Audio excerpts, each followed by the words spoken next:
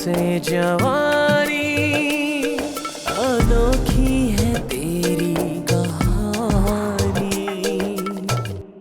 किसी और दुकान से खरीदारी कीजिए, ये दुकान कल से बंद हो गई है। इससे कहिए शानी कि ये यहाँ से दफा हो जाए। एक गैर महरम डटकर आपकी होने वाली बीवी के दरवाजे पर खड़ा है। कहूँ कि आप दफा हो जाइए।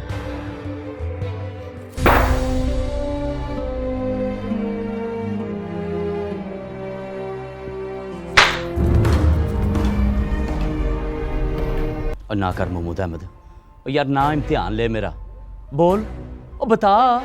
वो बंदा जो मेरे रिक्शे में बैठे बैठे मर गया था, बताऊं कौन था वो? कौन था? सरनाब के पापा। अरे इस तरह तुम हर रोज 5-5 लाख देते रहे तो 60 के 60 मुरब्बे खा जाएगी वो डायन, है कि नहीं? तौबा करो, खुदा से माफी मांगो। शादी की बात हुई तो क्या कहा उन्होंने? शादी तक तो बात ही नहीं पहुंची।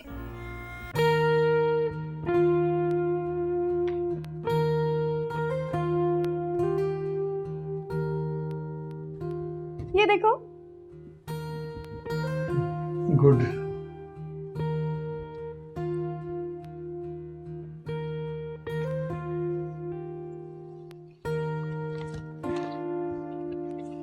पता है, जिन लड़कियों के शौहर उनसे बहुत प्यार करते हैं, उनके हाथों पे मेहंदी का रंग फट से चढ़ जाता है।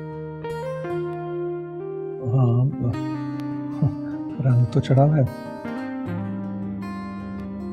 इसका मतलब तुम मुझसे बहुत प्यार करते हो। शर्मा क्यों रहे हो?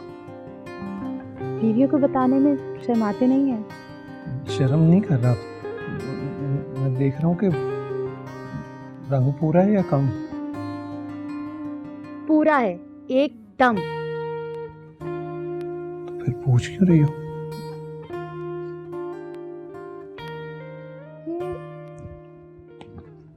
ये हिसाब किताब कैसे? नहीं,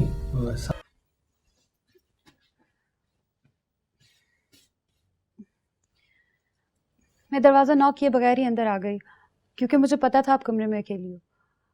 मुझे आपसे एक ज़रूरी काम है। महमूद अहमद ने किससे कर्जा लिया था? $3 लाख। $3 लाख कर्जा? नहीं तो इसका मतलब है उसने आप सबसे सच छुपाया है। कर्जा है उसके सर पे, पूरे $3 लाख। वो कर्जा चुकाने के बारे में सोच रहा है। फिर तो मुश्किल हो जाएगा ना। क्या मुश्किल हो जाएगा? मेरा इलाज के लिए अमेरिका जाना। दिमाग तो ठीक है तुम्हारा, इसमें मुश्किल कैसी? $1.5 लाख है उसके पास, बीवी की जिंदगी से ज्यादा नहीं है। खैर, मैं इतनी बेवकूफ भी नहीं हूं कि महज अपनी जिंदगी बचाने के लिए अपने शौहर को जीते जी मार दूं। जरा सोचो, अगर वो कर्जा नहीं चुका पाए तो क्या खाक जिएगा?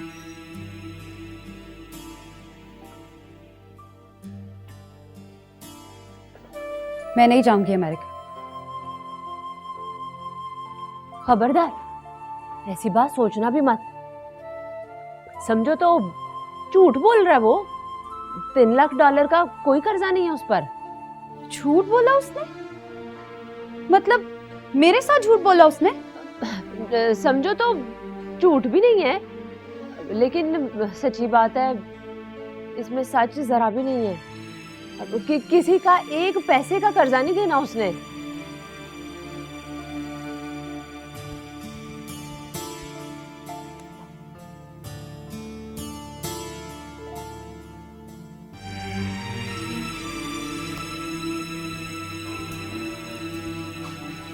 तो तुम झूठ भी बोलते हो मुझे? तुम बीवी हो, मशूक हो मेरी, गरीब महमूद अहमद की कुल कमाई हो तुम।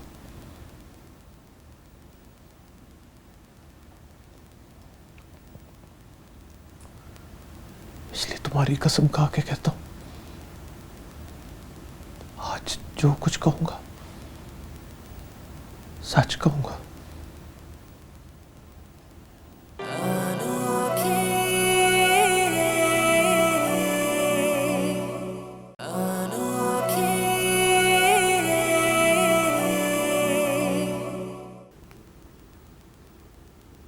उन दिनों नया नया रक्षा चलाना शुरू किया था। दिन रात रक्षा चलाता था। आरज़ू थी कि मिनटों में करोड़पति बन जाऊं। सुरैया से इतनी नफरत थी कि दिल करता था कि अब जब सामना हो तो मेरी हैसियत देख के वो दंग रह जाए।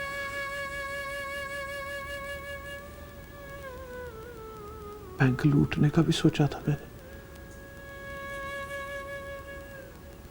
एक बार ये भी सोचा कि हिम्मत करके बैंक लूट लूं।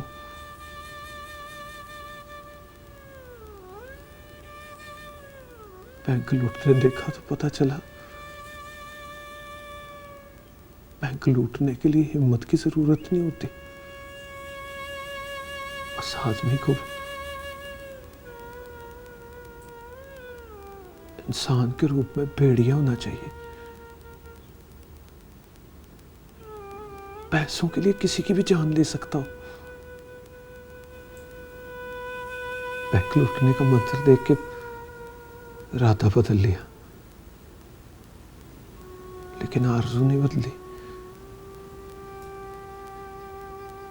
सुना है आरज़ू अच्छी हो या बुरी, बंदे को खुदा के करीब ले आती है। शायद उस रात में खुदा के करीब हो गया था।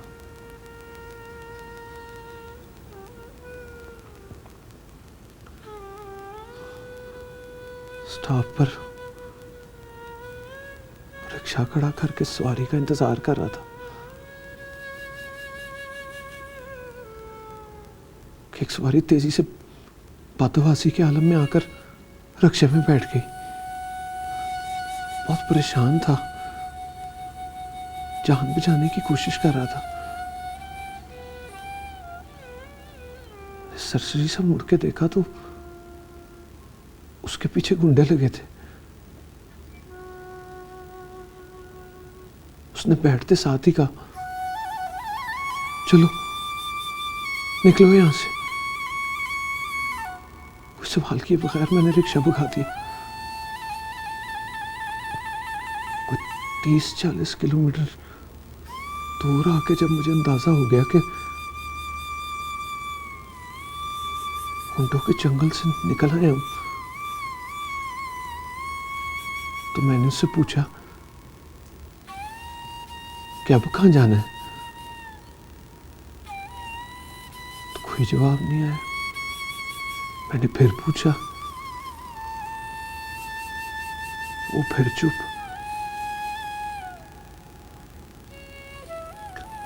मैं समझा शायद वो सो गया है। मैंने रिक्शा रोक लिया।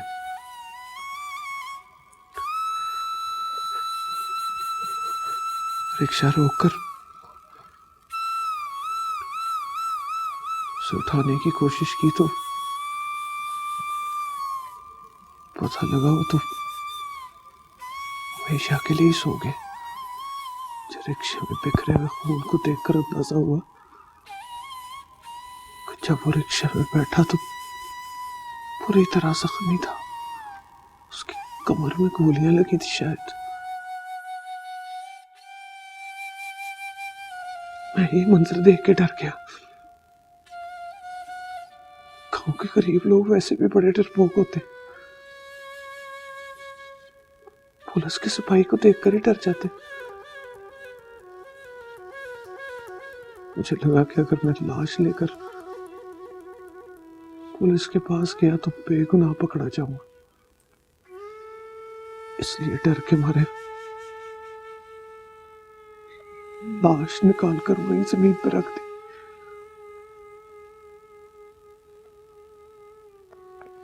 रिक्शा लेके निकल गया।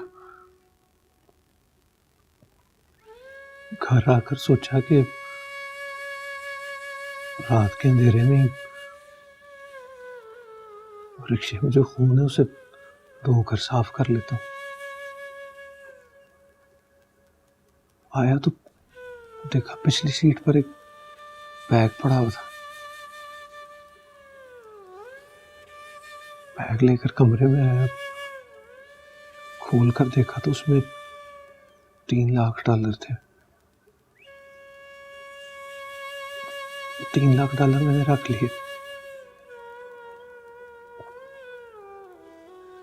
समझो तो जरा सी बेईमानी हो गई, और समझो तो संभाल कर रख लिए कि वक्त आने पर अदा कर दूंगा। स्टोर, ये कारोबार, ये घर, सब उन्हीं पैसों से बनाया मैंने।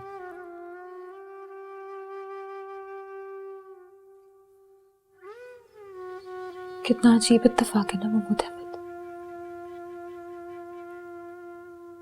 मेरे पापा के बैग में भी $3 लाख थे।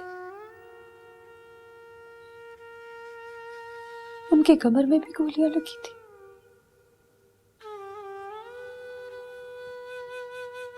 और पुलिस वालों ने भी बताया था कि उनकी लाश भी शहर से 30-40 किलोमीटर दूर ईरान में मिली थी। जरनाब, ये इत्तेफाक नहीं है, हकीकत है। उस दिन जब तुमने मुझसे बात की तो मैंने गौर से तुम्हारे पापा की तस्वीर को देखा।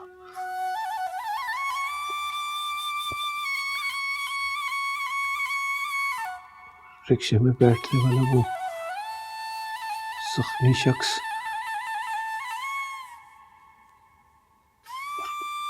मरने से पहले बैग में लाखों डॉलर छोड़ने वाला,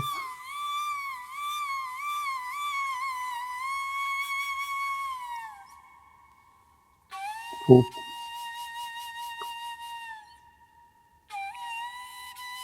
तुम्हारे पापा थे जरनाब,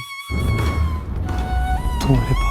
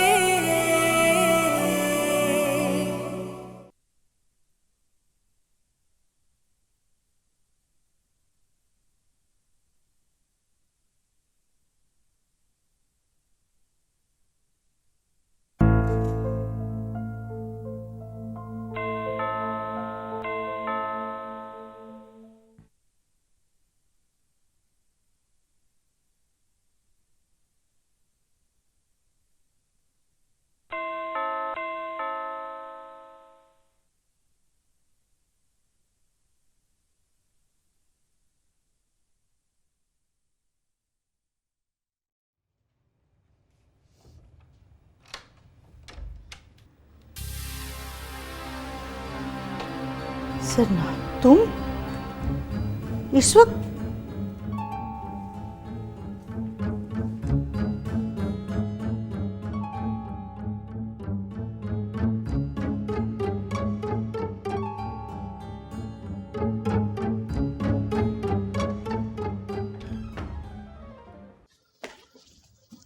महमूद,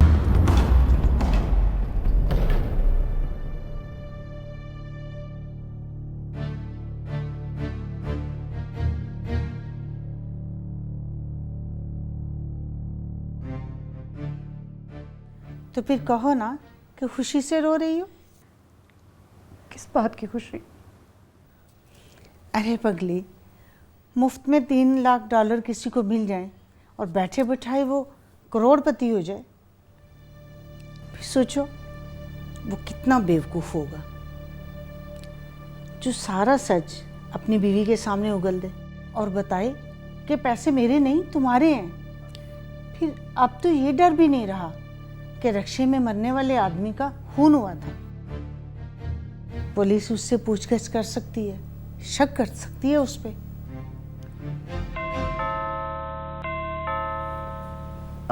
वो आ गए। वो नहीं आएंगे, मुझे खुद ही उसके पास जाके उसे मनाना पड़ेगा। ठहरो, मुझे जाना चाहिए, मैं देखती हूँ।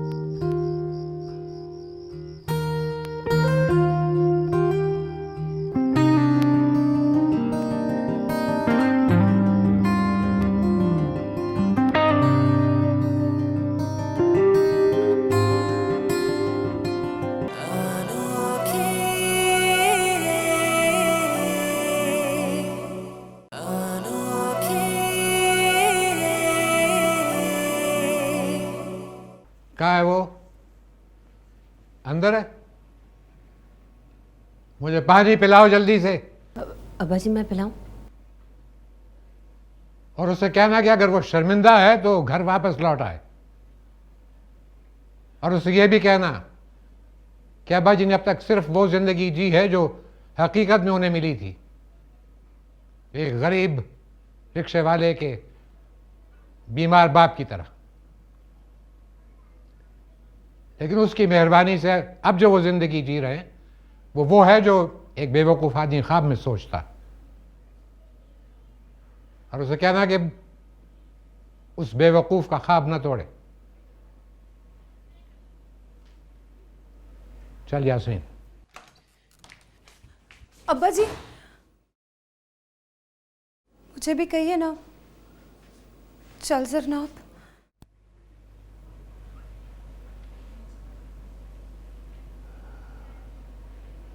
खुदा करे अगली बार तू रूठ कर जाए तो अब्बा जी की जान जाए। कभी नहीं, कभी नहीं।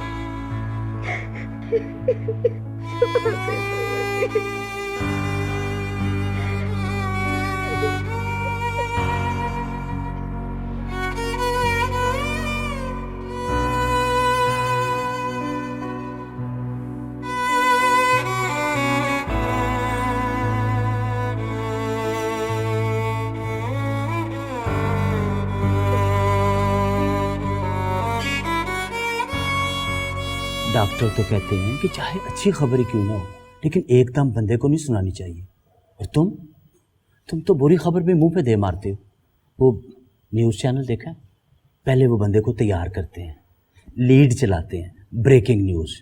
अब बंदा अपने आप को तैयार कर लेता है कि लो भाई कोई ना कोई बुरी खबर आई के आई। फिर उसके बाद एक खूबसूरत सी लड़की आती है, शुरू में देखते ही बंदे का आधा काम तो वैसे ही गलत हो जाता है। फिर वो बताती है बम चल गया, 25 बंदे हलाक। आप ज़रा अपनी तरफ देखो और गौर से सोचो कि आपका हक बनता है बुरी खबर सुनाना। सोचा था अमेरिका से वापस आएगी तो बता दूंगा, पता नहीं उसे किस बात की जल्दी है। हर बात अमेरिका जाने से पहले जान लेना चाहती। सच्ची बात है बाबर भाई, मुझे भी अब उससे छुपाते हुए शर्म आने लगी। सुसन जब ये पता चला कि मरने वाला उसका बाप था,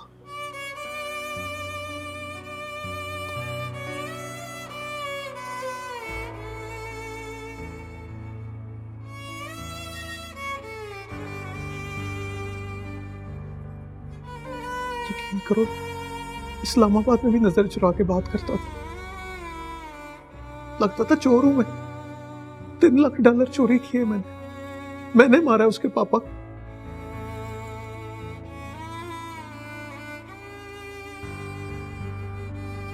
अब आप ही बताओ बाबर भाई, बंदा जब किसी से मोहब्बत करे और उसी का मुजरम बन जाए तो उसकी आंखों में आंखें डालकर कैसे बात करे।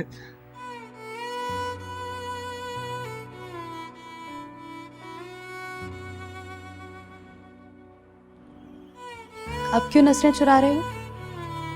आंखों में आंखें डाल के बात करो।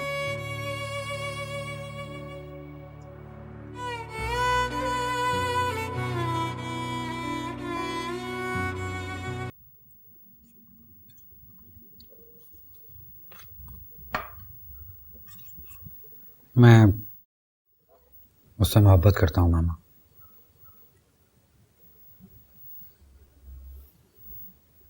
और मैं उससे शादी करने वाला हूँ।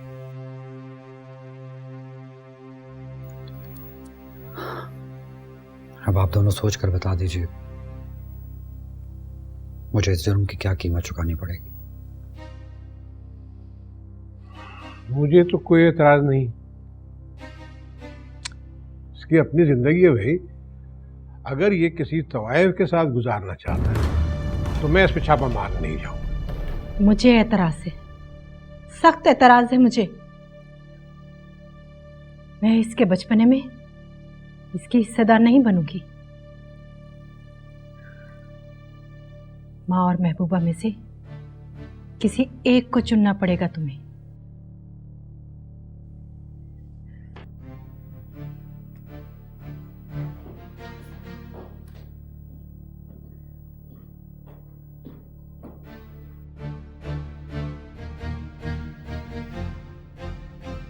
तुम चाहो तो अलग घर ले लो, जब तक वो वहां रहती है उसे वहीं रखो, फिर आके अपनी माँ को बता देना कि तुम किससे शादी करना चाहते हो।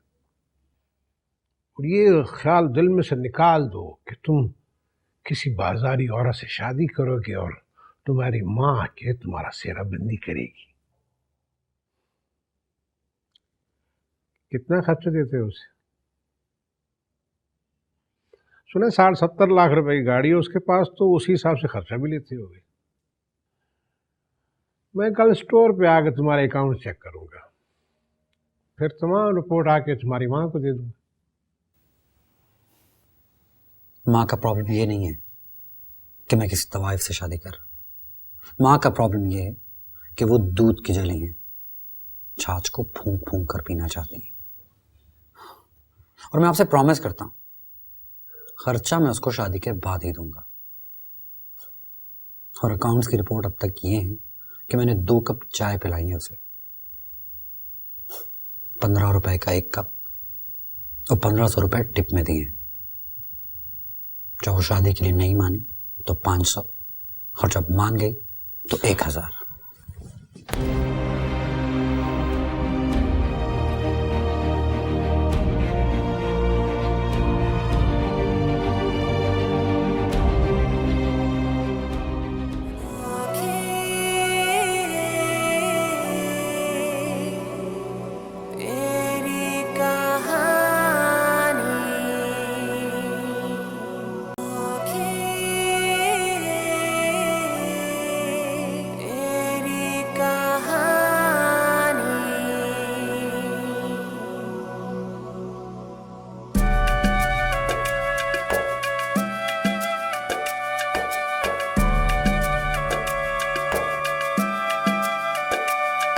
अनोखी है दिल तेरी बातें, अनोखी है तेरी कहानी।